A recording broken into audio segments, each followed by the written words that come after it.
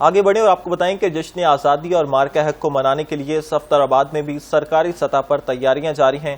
شہری جشن آزادی اور مارکہ حق کو منانے کے لیے پرجوش ہیں۔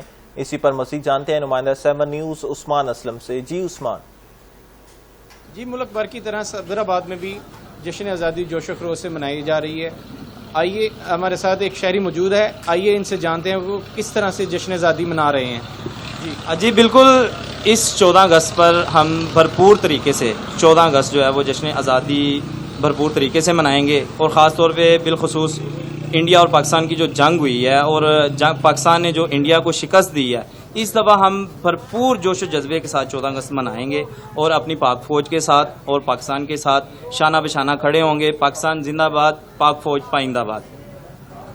جیسا کہ ان کا کہنا ہے کہ ہم پاک فوج کے ساتھ شانہ بشانہ کھڑے ہیں اور جشن آزادی بھرپور جوش و خروش سے منائیں گے۔